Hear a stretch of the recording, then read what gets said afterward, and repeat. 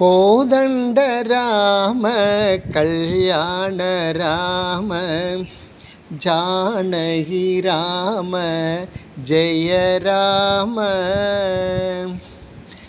கோதண்ட ராம கல்யாண ராம ஜானகி ராம ஜெய ராம.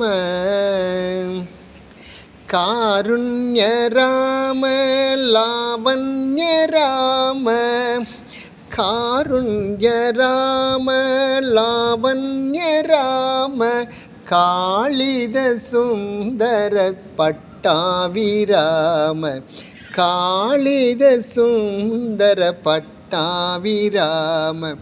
கோதண்ட ராம கல்யாண ராம ஜானகி ராம ஜெய ராம.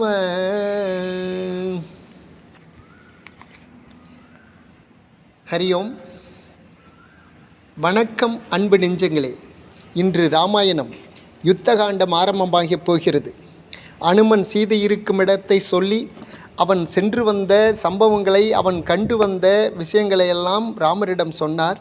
ராமர் அதை கேட்டு சந்தோஷமடைந்தார். மீண்டும் சீதையை காண வேண்டும், சீதையை மீட்க வேண்டும், ராவணன் தூக்கிச் சென்ற ராவணனை கொல்ல வேண்டும் என்ற எண்ணம் துடித்தது ராமருக்கு. உடனே ராமர் அந்த வானர படையை பார்த்து பேச ஆரம்பித்தார். சுக்ரீவனை அழைத்து வானர படைகளை எல்லாம் ஒன்று திரட்டி அந்த வானர படைகளுக்கு மத்தியில் நின்று ராமர் பேச ஆரம்பித்தார். வானர வீரர்களே, சீதை இருக்கும் இடம் தெரிந்துவிட்டது. நமக்கு வேலை ஆரம்பமாகிவிட்டது. நாம் செல்ல வேண்டும், உடனடியாக செல்ல வேண்டும். சீதையை மீட்க வேண்டும், ராவணனை கொல்ல வேண்டும். அதாவது நாலா திசைக்கும் சீதையை தேடி சென்றீர்கள். ஆனால் தென் திசை நோக்கி போன அங்கதன் தலைமையிலான அனுமன், சாம்பவான், நீலன், நலன் போன்றோர்கள் அந்த சீதை இருக்கும் இடத்தை பார்த்து வந்திருக்கிறார்கள். அதாவது கொடுத்த வேலையை செய்வதில் 3 விதம் இருக்கிறது.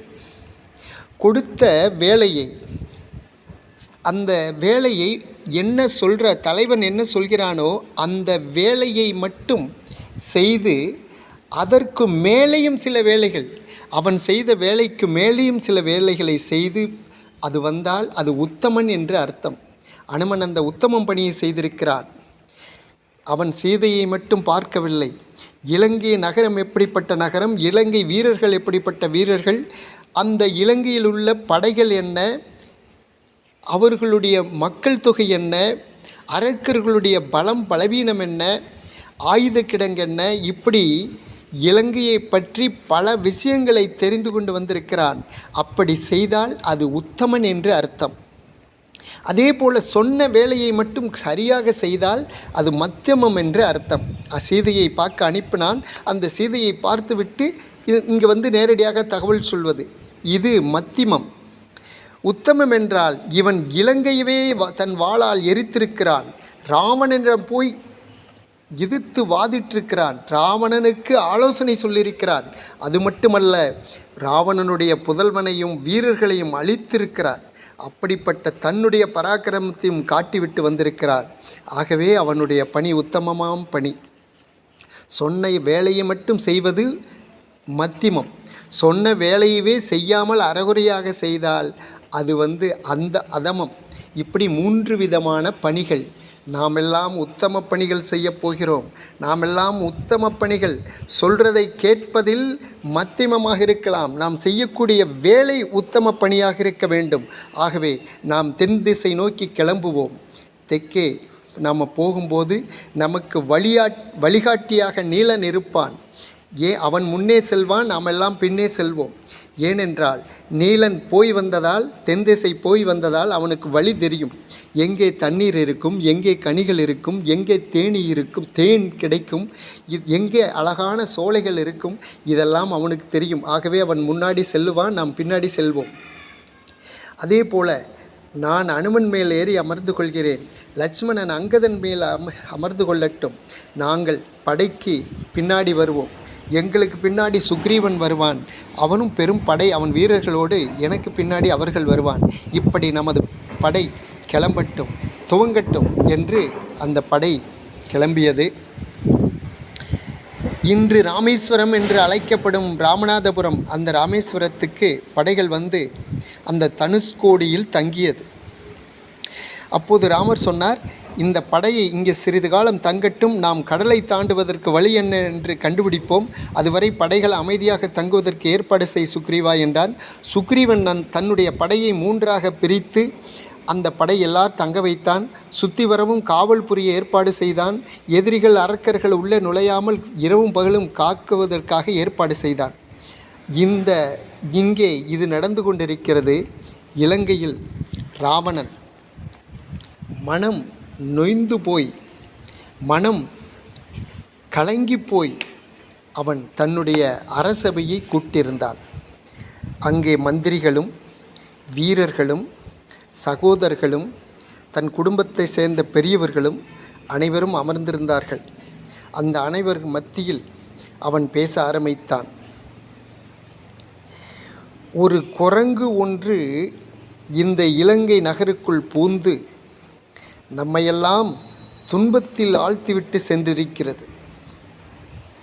அந்த குரங்கு சாதாரண விலங்குதானே என்று நினைத்தோம். ஆனால் இலங்கையவே எரித்துவிட்டு சென்றிருக்கிறது. ஆகவே இதை சாதாரணமாக எடுத்துக்கொள்வதா, இல்லை இதற்கு பின்னால் ஒரு விபரீதம் இருக்கிறதா, இதையெல்லாம் நீங்கள் ஆலோசனை சொல்ல வேண்டும். அதற்காகத்தான் இந்த சபை கூடியிருக்கிறது. தைரியமாக சொல்லுங்கள் என்றார். ஆனால் யாரும் பேசவில்லை. இவனே சொல்லட்டுமே, நாம் செய்கிறோம், எதுக்காக நாம் சொல்ல வேண்டும் என்று எல்லாம் அமைதியாக இருந்தார்கள். மறுபடியும் ராவணனே பேச்சை துவங்கினான். இப்போது ஒரு தகவல் வந்திருக்கிறது.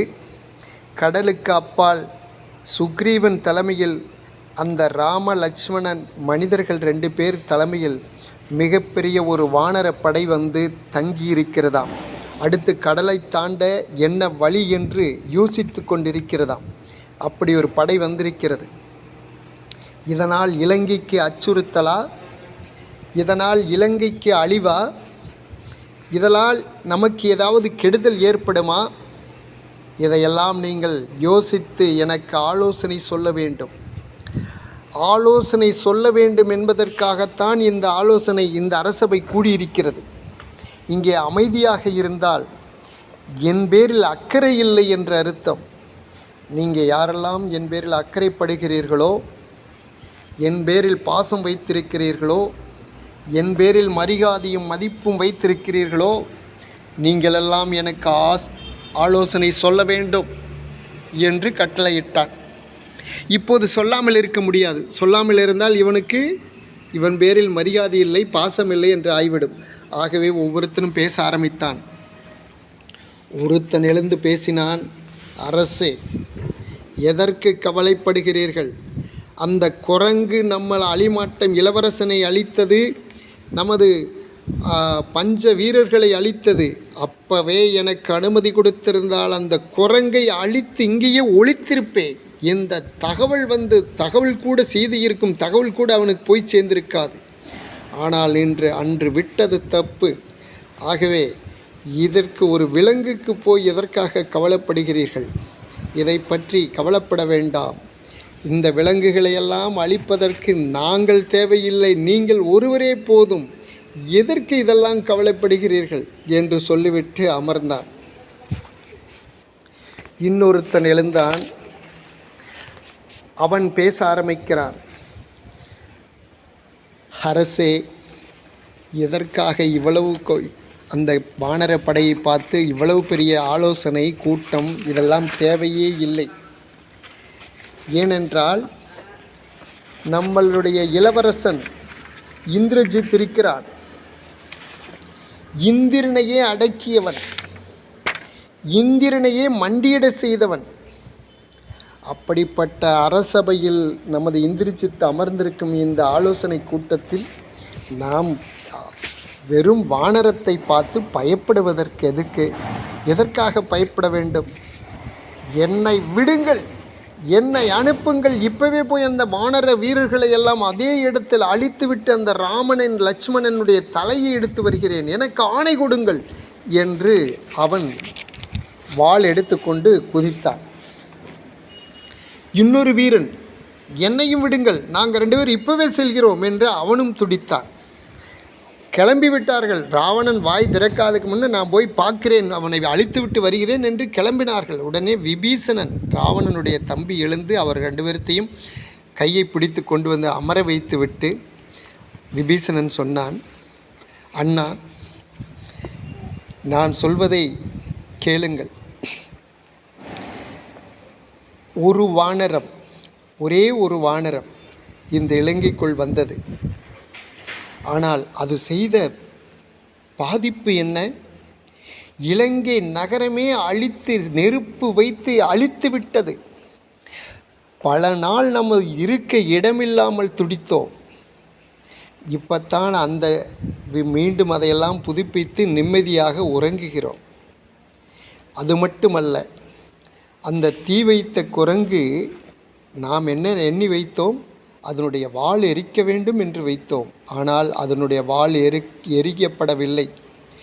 இலங்கை நகரமே முழுக்கை பற்றி எரிந்த தீ அசோகவனத்திலும் எரிந்தது. ஆனால் சீதை இருக்கும் இடம் அந்த நெருப்பு போகவில்லை. இதெல்லாம் என்ன காட்டுகிறது? அண்ணா, தயவு செய்து நான் சொல்வதை கொஞ்சம் கூர்ந்து கேளுங்கள். சீதை நமக்கு ஒரு அழகான பெண் அல்ல, நம் அழிக்க வந்த நஞ்சு. ஆகவே சீதை நமக்கு வேண்டாம் அண்ணா. அதுவும் அடுத்தவன் மனைவியை அவன் இல்லாத நேரம் தூக்கி வருவது நீதி நூல் படித்த, சாஸ்திரம் படித்த, வேதம் படித்த நீங்கள் செய்தது இது சரியா? வேண்டாம் அண்ணா, அவளை கொண்டு போய் விட்டு விடுங்கள். அதோடு இந்த பிரச்சனை முடிந்துவிடும். இந்த அழகான, இந்த ஒரு தேவலோக மாறி இருக்கின்ற இந்த இலங்கை நகரம் மீண்டும் அழிய வேண்டாம். சந்தோஷமாக வாழ்ந்து கொண்டிருக்கிற இந்த அரக்க சமுதாயம் மீண்டும் அழிய வேண்டாம். அண்ணா, தயவுசெய்து அங்கே கொண்டு போய் விட்டுவிடுங்கள், வேண்டாம் என்று விபீஷணன் கூறினான். உடனே அதற்கு சில பேர் ஆட்சேபனை தெரிவித்தார்கள். இந்திரசித் எழுந்து, அண்ணா, நம்ம சித்தப்பா இது நமக்காக பேசுகிறாரா, இல்லை இலங்கை அங்கே அந்த மனித ராமனுக்கும் லட்சுமணனுக்காக பேசுகிறாரா? இவர் யாருடைய சொந்தம் என்று முதலில் சொல்லுங்கள் என்றெல்லாம் கிண்டல் செய்தான். ஆனாலும் ராவணன் இதையெல்லாம் கவலைப்படவில்லை. நீ சொல்வதை நான் ஏற்க முடியாது. சீதையை அவனுங்களுக்கு, அந்த மனிதர்களுக்கு பயந்து விட்டு நான் கொண்டு விட முடியாது. ஆகவே இதை நான் ஏற்க மாட்டேன். இன்று சபை கலைகிறது, நாளை கூடுகிறது என்று சொல்லிவிட்டு ராவணன் சென்று விட்டான். இரவு முழுவதும் யோசித்தான் விபீஷணன். இந்த இலங்கைக்கு வரப்போகிற கெடுதலை, ஆபத்தை உணர்ந்தான். அது மட்டுமல்ல, அவன் கண்ட கனவுகள், அவனிடம் மற்ற மக்கள் சொன்ன பல சம்பவங்கள் அவனுக்கு ஞாபகம் வந்தது. அதையெல்லாம் நினைத்து கொண்டு அடுத்த நாள் அண்ணனிடம் பேச வேண்டும் என்று அண்ணனுடைய மாளிகைக்கு சென்றார்.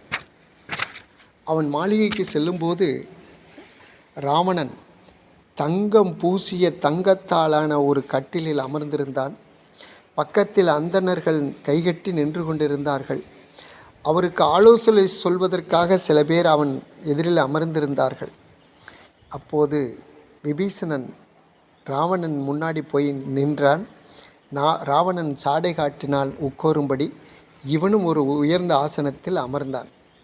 இவன் 2 பேர் ஏதோ பேசுறதுக்கு வந்திருக்கிறான், அண்ணனிடம் தம்பி என்று யோசித்து கொண்டு அங்கே இருந்தவர்கள் எல்லாரும் போய்விட்டார்கள். அப்போது விபீஷணன் பேச ஆரம்பித்தான். அவன் எப்படி பேச வேண்டும் என்று யோசித்து கொண்டு வந்தான்.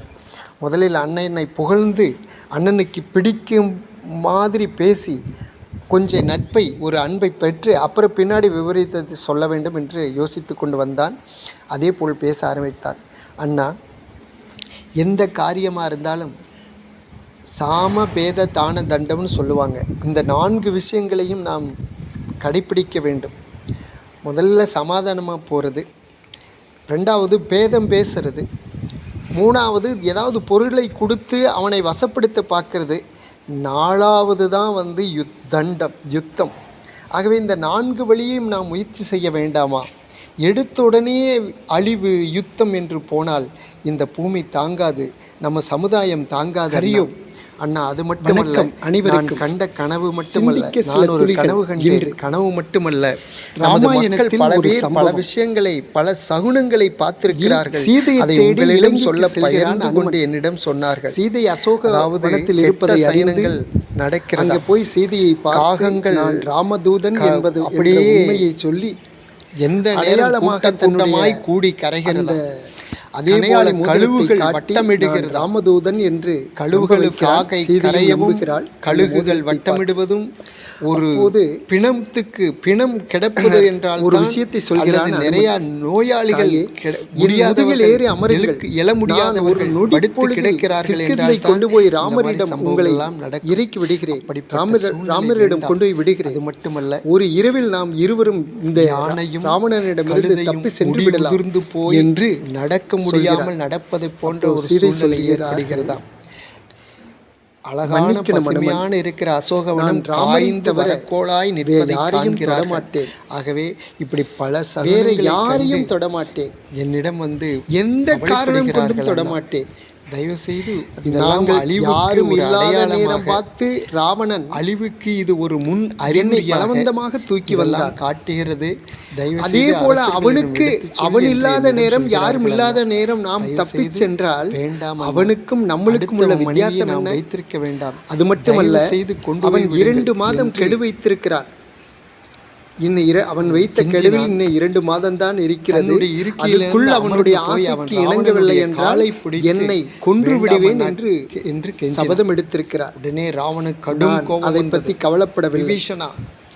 என்னை என்று தூக்கி வந்த அவனுடைய கரங்களை வெட்டி வீழ்த்த வேண்டும், இதை நான் நிராகரிக்கிறேன், அவனுடைய தலையை வெட்டி சாய்க்க வேண்டும் என்று சொல்லிவிட்டு அப்படி செய்துவிட்டு ஒரு உதவி இலங்கையை வென்று என்னை அழைத்து செல்ல வேண்டும். இதனால் ஸ்ரீ ராம பகவான் உற்றான். அப்போதுதான் எனக்கும் பெருமை, என்ன செய்வது அவருக்கும் பெருமை, இந்த சமுதாயத்துக்கும் பெருமை. அது ஒரு உதாரணமாக இருக்கும். அதை விட்டு நான் இரவோடு இரவாக உன்னோடு ஓடி வந்த ராஜ்யசபை கூடியது. அது அந்த சாதாரணமாக இருக்காது, தாமதமான உதாரணமாகிவிடும்.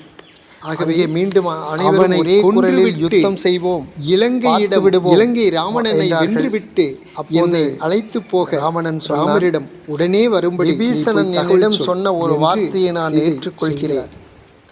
இதுதான் பெண்களுக்கு சாமபேத தான தண்டம் தர்மமும் கூட. நாம் எடுத்தவுடன் யுத்தம் என்று போக வேண்டாம்.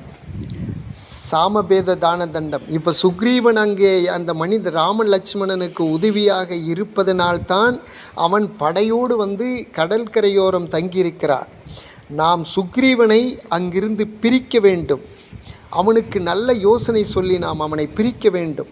2வது, அந்த ராம லட்சுமணனை தனிமரமாக்க வேண்டும். அப்புறம் அவனை யுத்தத்தில் நாம் சந்திப்போம். நாம் எல்லாரும் சூழ்ந்து கொண்டு அவனை அடித்து கொன்று விடுவோம். ஆகவே சுக்ரீவனை பிரிப்பதற்கு என்ன வழி என்று யோசிப்போம். ஆகவே இங்கிருந்து நாம் யார் சென்று அவனை ஆசை வார்த்தை காட்டி அவனை ராமனிடமிருந்து பிரிக்க முயல்கிறீர்கள் என்ற உடனே ஒரு சில பேர் முடிவு செய்து அங்கிருந்து அந்த ராமர் தங்கியிருக்கும் அந்த ராமேஸ்வரம், ராமநாதபுரத்துக்கு சில பேர்த்தை அனுப்பி வைக்கப்பட்டது. இந்த சூழ்ச்சி நடக்கவில்லை என்றால் பிறகு பார்த்துக்கொள்ளலாம் என்று சொல்லி அந்த சபை அதோடு கலைக்கப்பட்டது. அந்த அரக்கர்கள் ராமேஸ்வரம் நோக்கி சென்றார்கள். அங்கு என்ன நடக்கிறது நாளை பார்ப்போம். நன்றி, வணக்கம். நன்மையும் செல்வமும் நாளும் நல்குமே, திண்மையும் பாவமும் சிதைந்து தேயுமே, ஜென்மமும் மரணமும் இன்றி தீருமே, இன்மையே ராமா என்ற 2 எழுத்தினாலே, இன்மையே ராமா என்ற 2 எழுத்தினாலே. ஸ்ரீராம ராம ராமேதி ரமே ராமே மனோரமே, சகஸ்ரநாம தத்துல்யம் ராமநாம வரானனே. ராம் ராம் ராம்.